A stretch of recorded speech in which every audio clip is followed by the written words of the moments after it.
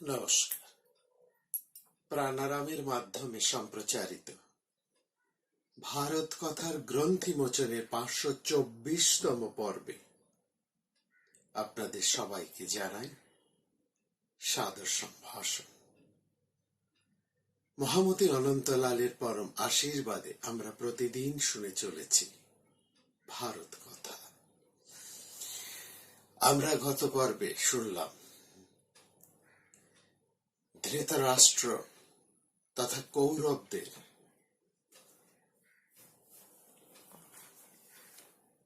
বৃদ্ধ কুরুবংশীয় প্রধানদের সম্পর্কে কি ধারণা তারা পোষণ করে, আর কি ধারণাই বা তারা নিজেদের সম্পর্কে পোষণ করে। যে তিনজন কুরু বৃদ্ধ যারা নিজেদের জীবন সম্পূর্ণভাবে সমর্পণ করে এই বৃহৎ ভারত বংশের স্বার্থ রক্ষা করে চলেছেন, তাদের প্রতি ধৃতরাষ্ট্র এবং তার ছেলেদের কি মনোভাব, তাই গতকাল আমরা গত পর্বে শুনেছি ধৃতরাষ্ট্রের মুখে। তিনি বলছেন, যেহেতু এই তিন ব্রাহ্মণ, এই তিন বৃদ্ধ আমাদেরই আশ্রয়ে বাস করে, আমাদেরই দেওয়া খাদ্য, অন্ন, বস্ত্র এবং তাদের যা কিছু অভীষ্ট বস্তুর যোগান যেহেতু আমরাই দিয়ে থাকি, অতএব চক্ষু লজ্জার খাতিরে হলেও, সজ্জন হিসেবে হলেও তারা নিশ্চয়ই তার প্রতিদান তারা দেবেন। অর্থাৎ এই তিন বৃদ্ধকে স্থবিরাশ্রয়, স্থবির কথা শব্দের, স্থবির শব্দের অর্থ হচ্ছে বৃদ্ধ। যে স্থবির মানে যার চলাফেরার গতি সবকিছুই কমে গিয়েছে, তাকে বলা হয় স্থবির। তো এই তিন স্থবির নিশ্চয়ই আমাদের প্রতিদান দেবেন। অর্থাৎ ধৃতরাষ্ট্র বলতে চাইছেন, তারা হচ্ছেন এই কুরুক্ষেত্রের, এই সমগ্র কুরু রাজ্যের, হস্তিনাপুরের মালিক, এবং বাদবাকি যারা রয়েছেন তারা সবাই তাদের অন্নদাস। ফলত যেহেতু তারা তাদের অন্নে প্রতিপালিত, অতএব অন্ন ঋণ শোধ তাদের করতেই হবে। এখানে তাদেরকে বলছেন স্থবির, আবার বলছেন তারা অন্নের দাস, আবার তাদের কাছে তাদের শৌর্য বীর্য পরাক্রমের উপরই কিন্তু কৌরবেরা নির্ভর করছে, এটাও বুঝতে হবে। এটা আমাদের জেনে আশ্চর্য লাগে যে বাস্তবে কিন্তু এরকমই ঘটে।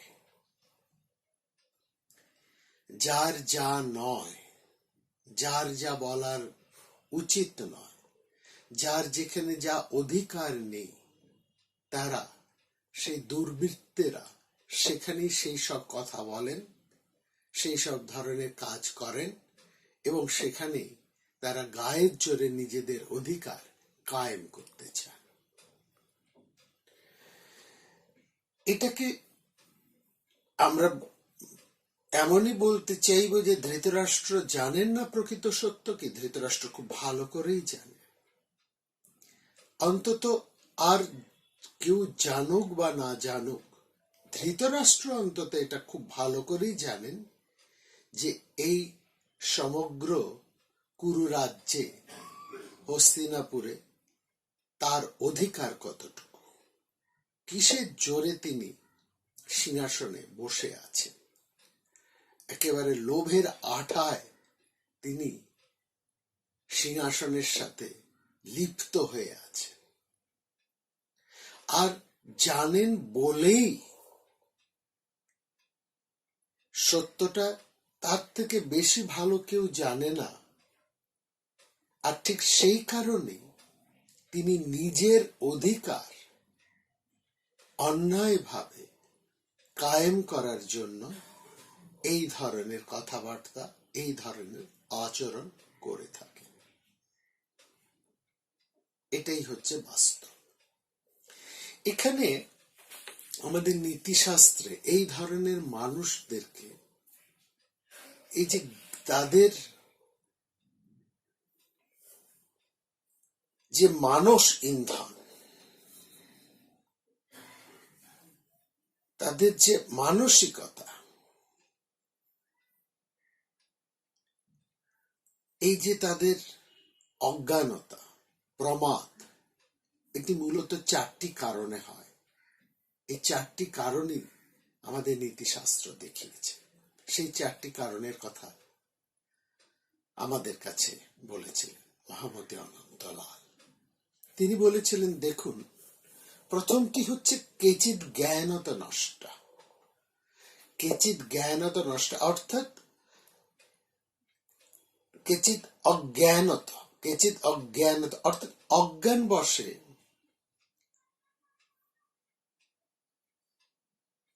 শিক্ষা দীক্ষার অভাবে, পরিশীলিত জীবন চর্যার অভাবে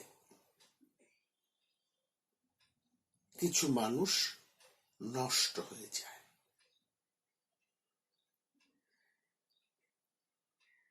অর্থাৎ তার জীবনের মধ্যে শিক্ষার কোনো প্রভাব নেই, রুচির কোনো প্রভাব নেই, শালীনতা বোধের কোনো শিক্ষা নেই।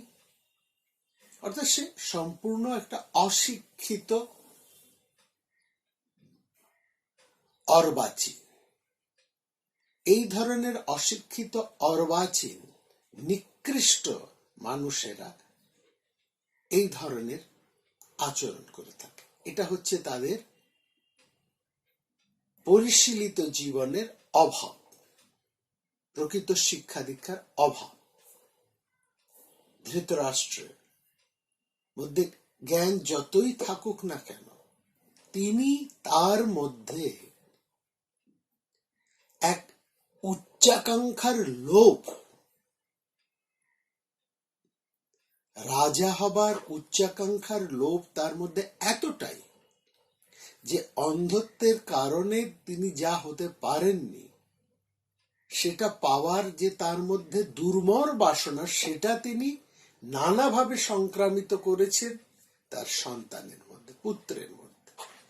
আমরা এটা দেখেছি যে প্রথম অবস্থায়, বিবাহিত জীবনের প্রথম দিকে তিনি খানিকটা প্রভাবিত করে ফেলেছিলেন তার স্ত্রী গান্ধারীকে, যার ফলে গান্ধারী যে মাত্র শুনেছেন কুন্তী পুত্রবতী হয়েছে, তিনি রাগে ক্ষোভে নিজের গর্ভ নষ্ট করেছেন। অর্থাৎ আগে গর্ভবতী হয়েছিলেন গান্ধারী, কিন্তু প্রথম পুত্র প্রসব করেন কুন্তী। এই যে একটা সম্ভাবনা ছিল, ধৃতরাষ্ট্র অন্ধত্বের কারণে রাজা হতে পারেননি, কিন্তু তার সন্তান যদি জ্যেষ্ঠ হয় তাহলে সে রাজা হতে পারবে। সেখানেও কিন্তু কুন্তী সন্তান যুধিষ্ঠিরই আগে জন্মগ্রহণ করেছে। ফলত সেই সম্ভাবনাটাও নষ্ট হয়ে যাওয়ায় ধৃতরাষ্ট্র একেবারে পাগল হয়ে গিয়েছে। তার রুচিবোধ, তার শিক্ষা, তার বিনয় চর্চা, এত বড় ভারত বংশের ঐতিহ্য, আর যশ, তার গুণাবলী, তার সমস্ত প্রভাব তিনি মুহূর্তের মধ্যে নষ্ট করে ফেললেন। এটা হচ্ছে কেচিৎ জ্ঞানত নষ্ট। দ্বিতীয়টা হচ্ছে কেচিন্নষ্ট প্রমাদত, অর্থাৎ একজন মানুষ কেচিৎ নষ্ট প্রমাদত, প্রমাদ মানে ভুল, মোহ, মোহর থেকেই ভুল হয়। অজ্ঞানের থেকে যেমন ভুল হয় তেমনি মোহর থেকেও ভুল হয়। প্রমাদ শব্দের অর্থ হচ্ছে ভুল, এবং প্রমাদ সাধারণত ঘটে মোহের থেকে। মোহবশত মানুষ ভুল করে বসে। অজ্ঞানতাও এক ধরনের মোহ, অস্বীকার করব না। অজ্ঞানতার ফলেই তো মোহ সৃষ্টি হয়। মোহের অন্যতম কারণ অজ্ঞানতা। তো একবার যদি মানুষ কোনো একটা ভুল সিদ্ধান্ত নেয়, তাহলে এই ধরনের মানুষেরা পরবর্তী সময়ে তাদের নিজেদের সেই ভুলটাকে সংশোধন করে না। তারা ভুলটাকে এস্টাবলিশ করার চেষ্টা করে, এবং একটা ভুলকে এস্টাবলিশ করতে গিয়ে, একটা অন্যায়কে এস্টাবলিশ করতে গিয়ে তারা ক্রমান্বয়ে ধারাবাহিকভাবে পরপর অন্যায়ের পর অন্যায় করেই চলে। এখানে ধৃতরাষ্ট্র ঠিক তাই করেছে।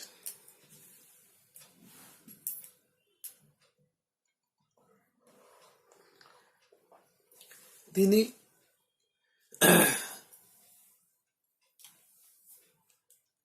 রাজা হতে পারেননি, তার দুর্মর বাসনা। তিনি যেন তেন প্রকারেণ রাজা হতে চাইছেন। সুযোগ একটা এসে গেল। পাণ্ডু তার দুই স্ত্রীকে নিয়ে বনে চলে গেলেন। যাবার সময় তিনি জ্যেষ্ঠ এবং কনিষ্ঠ দুই ভাইকে ট্রাস্টি করে হস্তিনাপুরের দায়িত্ব দিয়ে গেলেন, মহামতি ভীষ্মকে প্রধান করে। এই সুযোগে লোভী ধৃতরাষ্ট্র সম্পূর্ণ রাজ্যটা আত্মসাৎ করে বসলেন। তিনি ভুলে গেলেন যে তিনি ছাড়া সমান অধিকারে আরেকজন রয়েছেন, তিনি বিদুর, তাদেরই কনিষ্ঠ ভাই, এবং মাথার উপরে রয়েছেন ভীষ্ম। এই একটি ভুল তিনি করলেন। তারপরেও ভালো চলছিল। যে মাত্র পাণ্ডুর ছেলেরা সেখানে এলো, এবং তারা যখন আস্তে আস্তে তাদেরকে আশ্রয় দিলেন ধৃতরাষ্ট্র, এবং তারা আস্তে আস্তে যখন বড় হতে লাগলো, এদেরকে সমূলে উৎপাটন করতে আরম্ভ চাইলেন ধৃতরাষ্ট্র এবং তার ছেলে। এখানে পরপর অন্যায় করে যাচ্ছেন ধৃতরাষ্ট্র। তার প্রশ্রয়ে, তার প্রত্যক্ষ মদতে তার সন্তান দুর্যোধন তার অনুচরদেরকে নিয়ে, কর্ণ, শকুনি, দুঃশাসন এদেরকে নিয়ে পরপর অন্যায় করে যাচ্ছেন পাণ্ডবদের সঙ্গে। এমনকি তাদেরকে পুড়িয়ে মারা পর্যন্ত সবটাই দেখে যাচ্ছেন তিনি, মদত দিয়ে যাচ্ছে। তারপরে সবচাইতে নিকৃষ্টতম ঘটনা এই দ্যুত সভায়। সেখানেও শেষ নয়, বনে পাঠানোর পরেও ছলে বলে নানান কৌশলে পাণ্ডবদেরকে বিব্রত করে চলেছে, অন্যায়ের পর অন্যায়। এটা হচ্ছে কেচিন্নষ্টা প্রমাদত, অর্থাৎ অভিষ্ট লাভের জন্য ধৃতরাষ্ট্র এবং তার সন্তান এরা এক প্রমাদের পর আরেক প্রমাদ, ভুলের পর ভুল, অন্যায়ের পর অন্যায় করেই চলেছে। পরিণামে তাদের জীবনটাই যে শেষ হয়ে যেতে বসেছে, তারা সমূলে যে নষ্ট হয়ে যাচ্ছে সেদিকে তাদের আর খেয়াল নেই, লক্ষ্য নেই। এত ভুল করে ধৃতরাষ্ট্র শেষ হয়ে যাচ্ছে, তবু তিনি ওই মোহ থেকে বেরিয়ে আসতে পারছেন না। তৃতীয় যে কারণটি বলা হয়েছে সেটা হচ্ছে কেচিৎ জ্ঞান অবলোপে। কারো কারো জ্ঞান অবলুপ্ত হয়ে যায়। জ্ঞান অবলুপ্ত হয়ে যায় মানে বিচার শক্তি।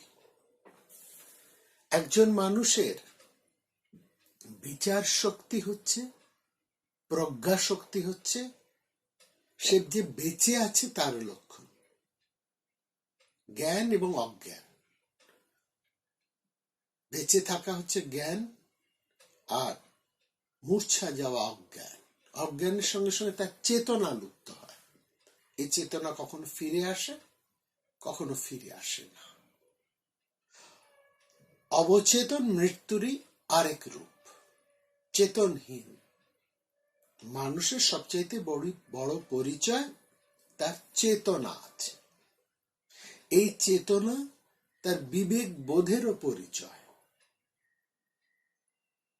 তার বুদ্ধির পরিচয়, তার কর্ম চাতুর্যের পরিচয়, কর্মশক্তির পরিচয়, তার ভাবনার পরিচয়, অর্থাৎ তার বেঁচে থাকার পরিচয় হচ্ছে এই জ্ঞান বা প্রজ্ঞা। এইটা নষ্ট হয়ে যায়। অর্থাৎ অন্যায় কাজ করতে করতে এদের বিচার শক্তি লুপ্ত হয়ে যায়। কোনটা ঠিক, কোনটা ভুল, কি করছে সেই বিচার করবার আর কোন শক্তি এদের থাকে না। সম্পূর্ণভাবে এরা বিবেকবোধ, বিচার শক্তি, ভালো মন্দ পৃথক করে বোঝার ক্ষমতা সম্পূর্ণত এদের নষ্ট হয়ে যায়। এটা হচ্ছে তৃতীয়। চতুর্থ প্রকারটি হল কেচিন্নষ্টস্তু নাশিতা। কেচিন্নষ্টস্তু নাশিতা মানে কখনো নষ্ট মানুষ অর্থাৎ খারাপ মানুষের সংস্রবে এসে, খারাপ মানুষের পরিমণ্ডলে এসে মানুষ নষ্ট হয়ে যায়। তার বোধ, বুদ্ধি, বিচার শক্তি, ভালো মন্দ ভাবনা, ভালো কাজ করার প্রবৃত্তি সব নষ্ট হয়ে যায়। এটা হচ্ছে একটা খারাপ মানুষের প্রভাব। অর্থাৎ খারাপ মানুষের পাল্লায় পড়লে একজন মানুষ কিরকম ভাবে খারাপ হয়ে যায় তার প্রকৃষ্ট উদাহরণ তো দুর্যোধনের চারপাশে যারা রয়েছে তাদের দেখলেই বোঝা যায়। কর্ণ, শকুনি, দুঃশাসন, আর কত কত রয়েছে। তারা প্রতিনিয়ত নিজেদের স্বার্থ সিদ্ধির জন্য দুর্যোধনের ইচ্ছা অনুসারে কাজ করে চলেছে বা তাকে অসৎ পরামর্শ দিচ্ছে, তাকে মন্দ পথে, বিচ্ছিল পথে টেনে নিয়ে যাচ্ছে। তো নিজেদের খানিকটা আত্মসমালোচনা এবং আত্মসচেতনতার কথা বলার পর আমরা দেখছি যে ধৃতরাষ্ট্র বিলাপ করছেন। তিনি বলছেন, তিনি স্মরণ করছেন এই মুহূর্তে বিদুরের কথা, সেই বিদুরের কথা তিনি স্মরণ করছেন আজকে। বলছেন বিকৃষ্টং বিদুরের আদৌ ভয়ত আগত। অর্থাৎ বিদুর যে বারবার আমাকে সাবধান করেছিলেন সেই মহাভয় আজকে উপস্থিত হয়েছে। তো আমরা দেখছি ধৃতরাষ্ট্রের মধ্যে যুগবৎ আত্মচেতনা আছে, আত্মসমালোচনা যেমন আছে, তেমনি তার বিচার বুদ্ধি মোহগ্রস্ত হয়ে গিয়ে সেটা নষ্ট হয়ে যাচ্ছে। দুটোই তার মধ্যে কাজ করছে। একেবারে যে তিনি মহান্ধ তা নয়, মাঝে মাঝে তার বিচার শক্তি একটু একটু ফিরে আসছে, আত্মসমালোচনা তিনি করছেন, তার একটা আত্মচেতনার অবভাস আমরা লক্ষ্য করছি। কিন্তু নিজেকে তিনি কিছুতেই এই পরিস্থিতি থেকে নিবারণ করতে পারছেন না, এবং তা পাচ্ছেন না বলেই তিনি একটা অসাধারণ কথা বললেন। কি বললেন তিনি? না তো মন্যে বিঘাতায় জ্ঞানং দুঃখস্য সঞ্জয় ভবেত্ত অতিবলং হি তেজ জ্ঞানস্যাপুঘাতকম। বলছেন জ্ঞান দুঃখ নাশ করতে পারে না, বরং প্রবল দুঃখই জ্ঞানকে বিনাশ করে। এটা অসাধারণ কথা বলছেন। এই অসাধারণ এই অর্থে যে বাস্তব জীবনে কিন্তু আমরা এটাই ঘটতে দেখি সাধারণ মানুষের মধ্যে।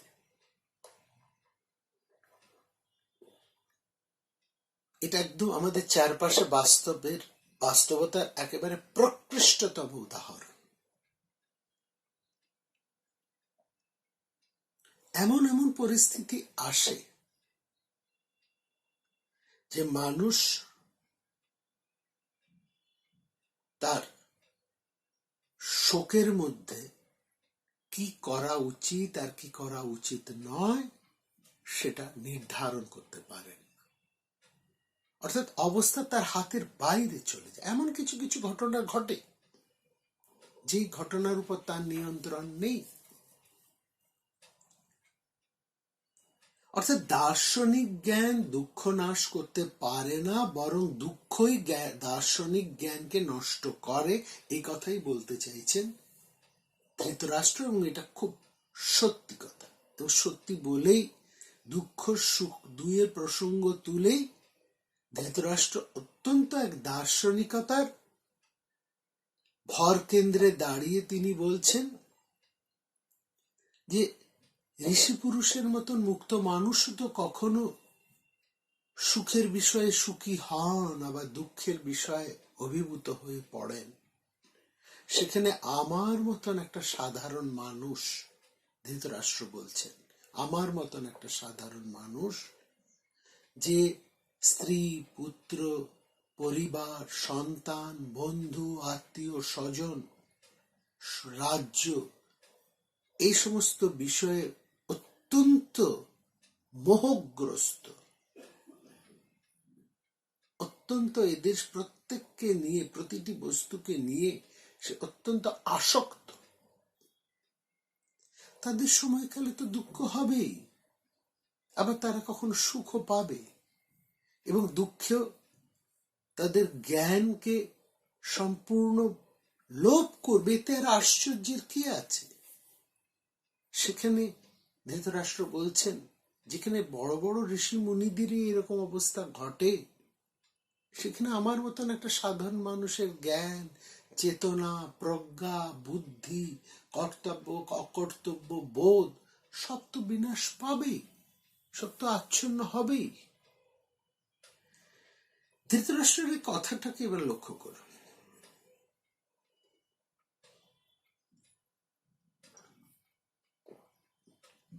তিনি ঠিক এতটাই বাস্তবসম্মত কথা বলছেন যে মানুষগুলোকে আমরা আমাদের চারপাশে নিজেদের পরিসরের মধ্যে অথবা নিজেদের মধ্যেও আমরা অবলোকন করি, দেখি, সবসময় আমরা দেখছি এরা ক্ষুদ্র ক্ষুদ্র শোকে মোহে তারা আচ্ছন্ন হয়ে আছেন। আমরাও অনেক আচ্ছন্ন হয়ে থাকি এই সমস্ত ছোট ছোট বিষয়গুলো নিয়ে। ধৃতরাষ্ট্র এখন হয়তো তিনি বুঝতে পাচ্ছেন যে সেই দিনকার তার সেই উচ্ছ্বাস আজকে কি মর্মান্তিক পরিণতি ঘটাতে চলেছে। সেই উচ্ছ্বাস অর্থাৎ সেই দ্রুত সভার উচ্ছ্বাস, সেটা তিনি মুক্তকণ্ঠে স্বীকারও করছেন, বলছেনও তিনি এখানে, এবং সেখানে তার যে ভূমিকা ছিল সেই ভূমিকাকে তিনি অস্বীকার করছেন না। ফলে যুদ্ধের যে কি ফল হতে চলেছে এবং ভীম অর্জুন কি ভয়ানক ভাবে তাদের উপর ঝাঁপিয়ে পড়তে চলেছে, যার ফলে ধৃতরাষ্ট্র এখন এতটাই শঙ্কিত, ভীত, যে তিনি ভাবছেন আমি কি করি, কোথায় যাই, এই বিপদের সামনে আমি কিভাবে নিজেকে বাঁচাই। তিনি मन्ने पर्याय धर्माहं कालस्तांत गामिनः चक्रे प्रहृदवासक्त नश्य संकं पलायित। অপ্রতিহত গতি কাল হতেই এই ক্রম ঘটনা ঘটে চলেছে, আর আমি এই কালচক্রের সেই প্রান্তভাবে আমি যুক্ত হয়ে আছি। আমার পালাবার কোনো শক্তি নেই। আমি কি চাই, কি করি? বলছে সঞ্জয়, বলো তো আমি কি করি? কিংনু কার্যং কোন কথং কুর্যাং, বলছেন তিনি, কিংনু কুর্যাং কথং কুর্যাং কাহনু গচ্ছামি সঞ্জয়। বলছে সঞ্জয় বলো আমি কি করি, কোথায় যাই, কিভাবে আমি এর প্রতিকার করব? এতে নশ্যন্তি কুরবে মন্দা কাল অবসঙ্গতা। এই মূর্খ কৌরবেরা কালের বশীভূত হয়ে বিনাশের পথে চলেছে। সঞ্জয়, আমার 100 পুত্র নিহত হলে আমি কি নিয়ে বাঁচবো? আমি তো চতুর্দিকে শুধু এই ক্রন্দন ধ্বনির হাহাকারের মধ্যে আমাকে বেঁচে থাকতে হবে। কিভাবে আমার মৃত্যু হবে, আমি কিভাবে উদ্ধার পাব? গ্রীষ্মকালের সেই দাবানলের মতন বায়ুযুক্ত সেই ভয়ঙ্কর ভীষণ আগুন, তারই মতন ভীম অর্জুন আমাদেরকে গ্রাস করতে এসছেন। বলো আমি কি করি, কোথায় যাই, কিভাবে এই বিপদের প্রতিকার করি? ধৃতরাষ্ট্র সঞ্জয়ের কাছে পাণ্ডবদের প্রতিক্রিয়া শোনাতে গিয়ে নিজেদের শক্তি সামর্থ্য, নিজেদের এবং নিজের অন্যায়ের কথা এমন ভাবে তুলে ধরছেন যে সঞ্জয়কে আর কিছু বলতেই হচ্ছে না। এবার ভীমকে ছেড়ে এবার তিনি ধরলেন অর্জুনকে নিয়ে। একা ভীমের রক্ষা নেই, তার উপর আবার অর্জুন। তাই তিনি বলছেন কিং ন কুর্যাং কথং কুর্যাং কাহন গচ্ছামি সঞ্জয়। আসলে সঞ্জয় তো এই মানুষটাকে বহুদিন ধরে চেনেন, অল্প বয়স থেকেই চেনেন, বহু দিনের রাজকর্মচারী সঞ্জয়। তিনি বিশেষ কথা বলেন না, চুপ করে তিনি দেখেন। এই উদ্যোগ পর্বে আমরা সঞ্জয়ের কথা শুনছি। আদি পর্ব, সভা পর্ব, বন পর্ব, কোথাও তাকে একটি কথা বলতে আমরা দেখিনি, অথচ প্রত্যেকটি ঘটনার মধ্যে সঞ্জয় উপস্থিত। এখনো সঞ্জয় চুপ করে আসছে আর বিলাপ করছেন ধৃতরাষ্ট্র। তার বিলাপটা কিন্তু এখনো শেষ হয়নি। সঞ্জয় সময় দিচ্ছে। এই অবসরে এই পর্ব থেকে আমরা বিদায় নিচ্ছি, ফিরে আসব আগামী পর্বে। আপনারা সবাই ভালো থাকবেন।